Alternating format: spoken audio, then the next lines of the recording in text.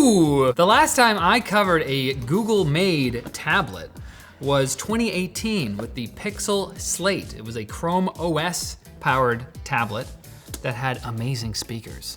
But the rest of it sucked so hard, it flopped so bad, Google didn't make another tablet for 5 years.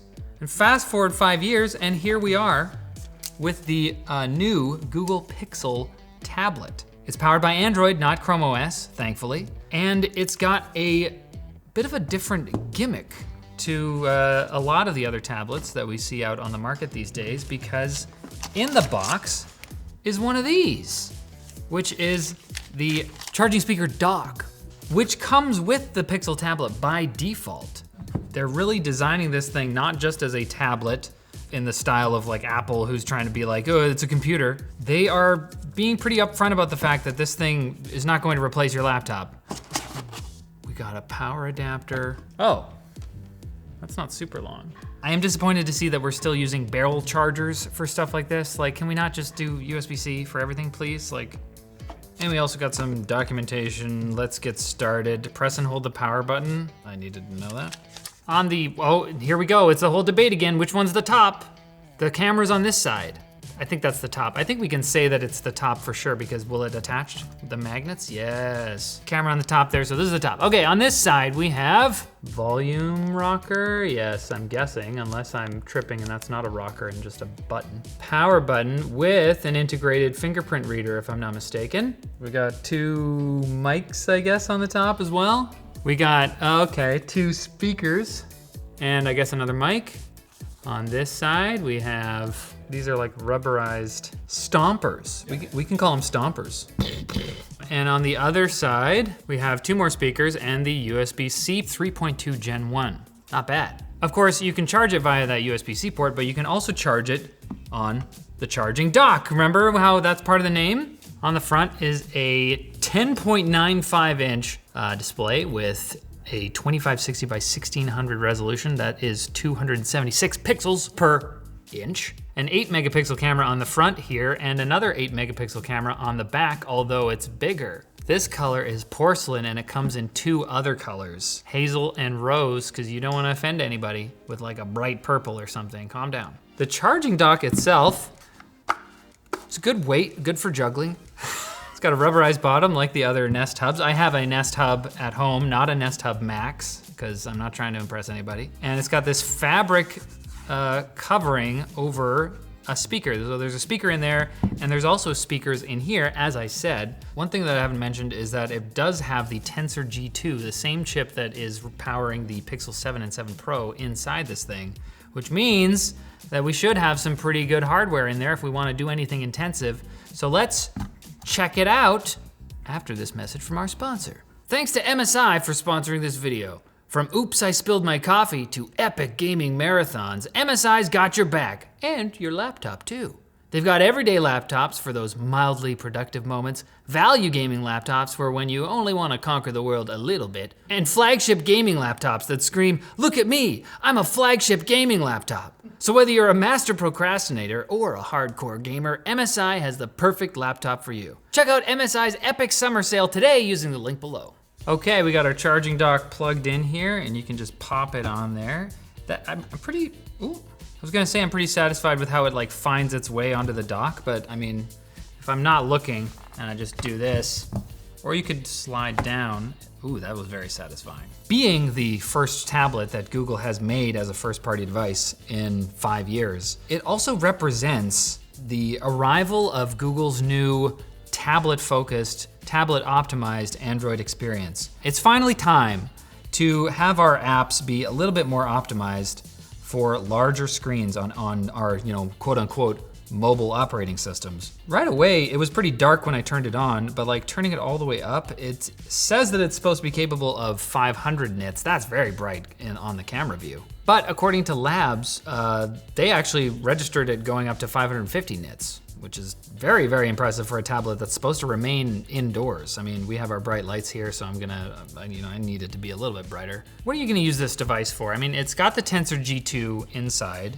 Like I said, it's got 8 gigs of RAM and either 128 or 256 gigs of storage. you know, like I said, they have positioned this as sort of a more casual home device instead of like something that you're going to really use for work. It's gonna sit here in your kitchen or on your bedstand or whatever. So the speakers and the, you know, display quality are probably gonna be a bit important. So let's check that out. Let's go to YouTube. Although it's also got Google TV. This does not quite look like the actual, you know, TV, although what happens? Does anything happen if I set it on there? No, it just looks like the same. Okay, so it looks like a bigger version of the Google TV Android app that you would like open on your phone. I mean, it looks to me like it's been optimized a little bit for a tablet interface instead of like being a big phone. I've heard that the third-party apps, non-Google apps, don't look as good. Okay, let's open Instagram because that's not a Google app. Although it's not a app that's optimized for tablet, for a big screen, you can double tap on one side to kind of bring it to one side.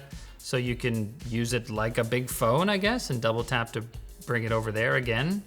So there's that. All right, let's take a look at the screen quality and speaker quality. That's max. I'm gonna pull it back a little bit. That's pretty loud.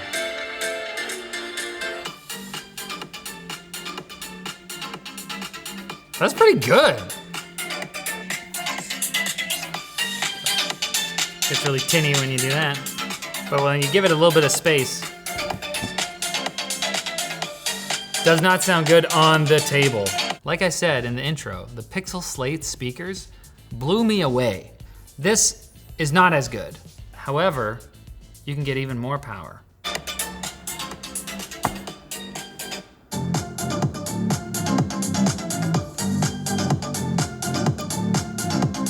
Actually don't like it as much on the stand. So you like bass and mids, eh? Here's some more. And I'm like, not that much.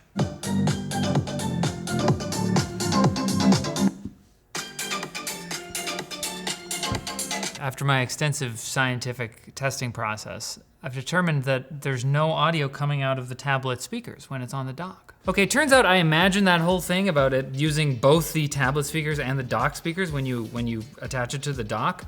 But now I'm really sad because that could potentially fix the issue with these speakers that I have. Having the sort of tweeters on the tablet kind of fill that in, again, maybe would fix that problem. I don't know, I don't make tablets, I just make fun of them. Overall sound impressions are really good. I'm impressed with the sound from the tablet itself, although while I was talking about that, I was thinking about relaxing with just the tablet itself, and I realized there's no headphone jack. USB-C or Bluetooth earbuds only. Now, I don't expect that you'll use the rear camera a whole ton with this tablet, but you very well might use the front-facing camera for Zoom calls, not Zoom calls, Google Meet.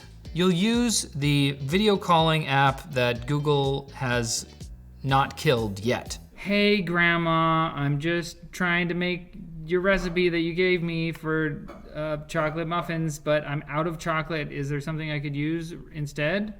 Raisins? Hey, Grandma. Yeah, this is at max volume. Your recipe that you gave me. That's not very loud. Chocolate muffins, but is there something I could use instead? And that's max volume on the charging dock. I don't know whether that's the camera app itself or some other issue, but it seems like the mics on this thing might be pretty weak. What are you gonna take a selfie photo with? Oh, I mean, seems to look better. I'm used to photos on some devices looking a little bit better than I expect on this set because we have a professional lighting setup. And when a photo is not as impressive on this setup, I think you know that there's an issue.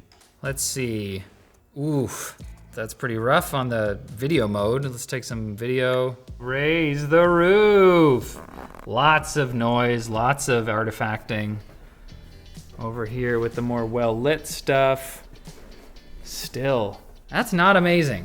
So it's 8 megapixels. The cameras don't seem that good. Frankly, I think this actually is below the line of what I would consider like acceptable for a Google-made device. Like it's the Pixel tablet. It's a first-gen tablet. You could argue that that means that it shouldn't be that good, but it's just regular smartphone cameras. Especially for like something where you maybe, maybe something's happening in your house, your kid is doing something cool and you want to take a photo real quick or whatever, and it's right there and you grab it and it's like, however, it might redeem itself with the performance. So let's take a look. Labs did testing. So according to the lab's testing, the Tensor G2 and the Pixel tablet performs about on par with the Pixel 7 Pro, which has the same processor. Dolphin emulator, we got a little bit more.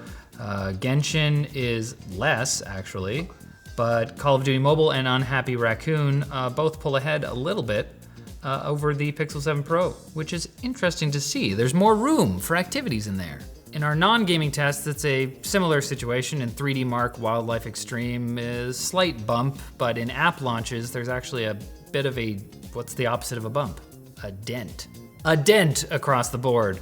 In our battery tests with data courtesy of the lab, we got some pretty impressive results. The Pixel tablet matched the Pixel 7a and did much better than the Pixel 7 Pro with 21.5 hours in our longevity test, which was playing YouTube videos at 720p and 50% brightness. You're probably gonna wanna play videos at a higher res than that most of the time with the tablet, so just be aware, but still very impressive.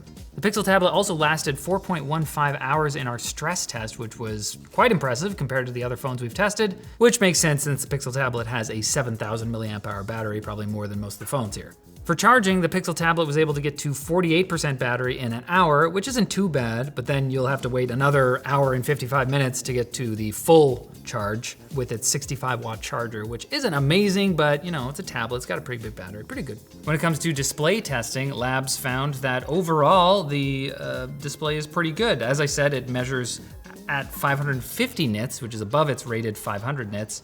And for color accuracy, it hits about a 98% sRGB rating, which is pretty good, but not HDR level. For connectivity, it doesn't have the most cutting edge standards. It's got Wi-Fi 6 instead of 6E or 7, and it's Bluetooth 5.2. It'll do you fine for what you're doing. But it is the first tablet made by Google that supports Chromecast as a receiving device. So you can cast stuff from another device to your Pixel tablet.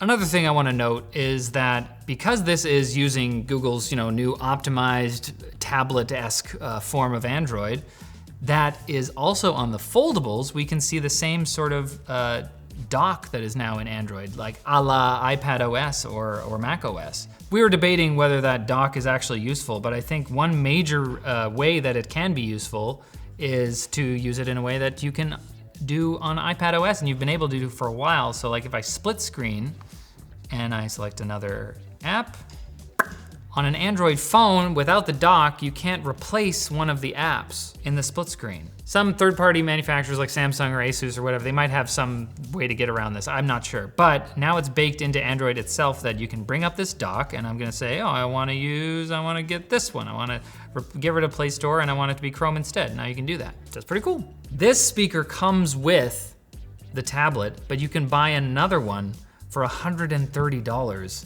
The argument for wanting one is so that you can have one in one place and then another dock in another area of your room, so you can like pick up the tablet, walk into the next room glued to your screen like a doom scroller, and walk into your other room where there's another charging dock and place it down there. $130 for that convenience though, that's a hard sell.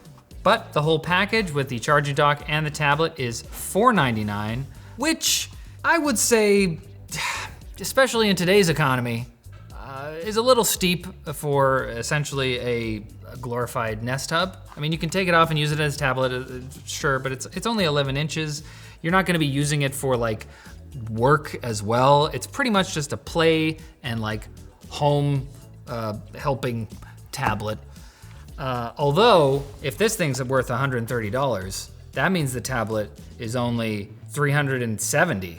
If you're looking for a pretty good tablet at the lower end of the range, Apple's 9th gen iPad, which I think is the least powerful one that they sell now, is $329, which is even cheaper than $370, which is a made up price I came up with after taking away the price of the speaker dock. It's $499, so this thing's $500, which is more expensive than the 10th gen iPad, which is really kind of the bottom current gen iPad that Apple offers. So like, it's got the speaker, yes, but I can guarantee you there's gonna be some jank with this. It's not an iPad.